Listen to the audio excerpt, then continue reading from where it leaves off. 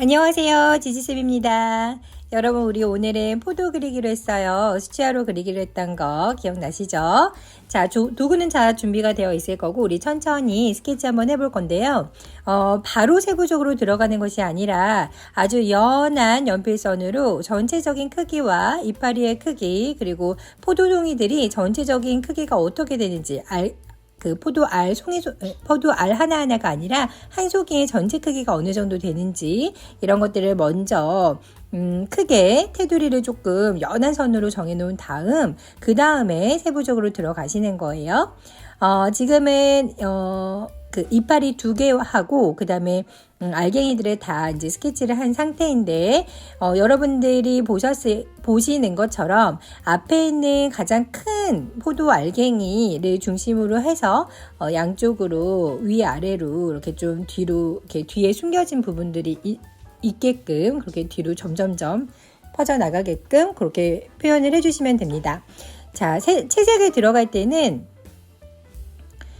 우리 2개의 나뭇잎을 조금 다른 톤으로 표현을 해주시면 좀 더 풍성한 느낌이 들 수가 있어요. 그래서 우리가 지금 화면에서 봤을 때 오른쪽에 있는 나뭇잎은 조금 따뜻한 느낌으로 그리고 약간 밑에 있는 듯한 느낌이 있잖아요. 그 왼쪽에 있는 나뭇잎은 이 나뭇잎 같은 경우에는 좀 차가운 느낌이 들게끔 해서 뒤로 물러나 보이게끔 그렇게 표현을 해주시면 훨씬 좋겠죠.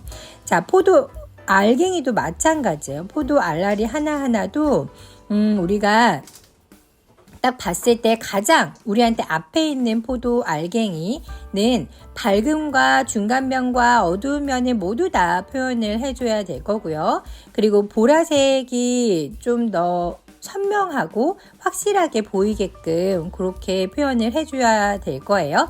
그런데 이제 어두운 부분이라던가 좀 뒤쪽으로 물러나 있는 포도 알갱이들 같은 경우에는 좀 파란색을 섞어서 뒤로 더 물러나 보이게끔 그렇게 표현을 해주시는 게 전체적으로 봤을 때 포도송이의 덩어리감을 표현해 주는데 훨씬 더 유리합니다.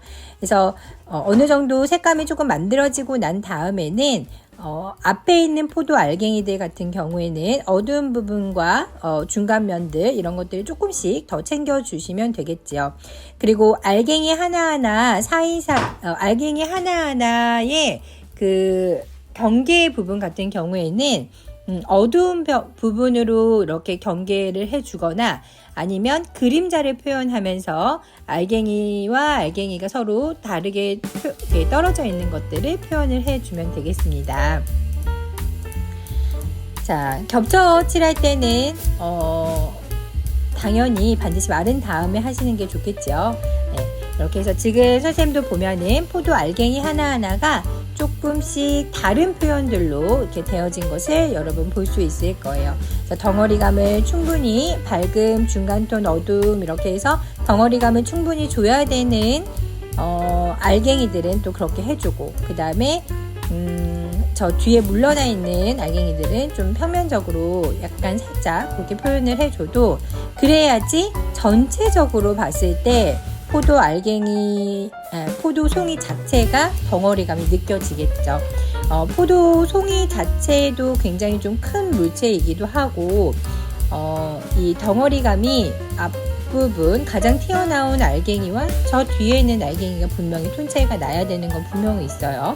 그래서 그런 부분들을 좀 생각해서 표현해 주시고 그 다음에 이파리 밑에 그림자 안에 있는 그런 알갱이들은 조금 표현을 덜 해줌으로써 우리가 그 강약 조절을 좀 해줄 수 있겠죠. 모든 알갱이를 다 똑같이 해주면 재미가 없잖아요.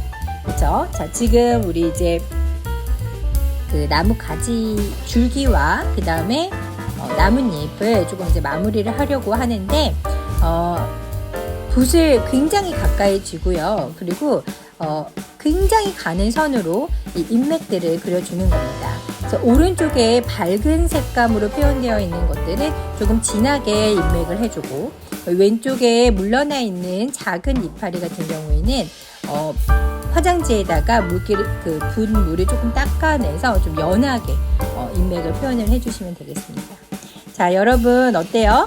이렇게 해서 우리 좀 재미있게 포도송이 그려봤는데 아마 포도를 그리고 나면 수채화 실력이 또 쓱 하고 향상이 많이 될 거예요. 자, 수고하셨습니다.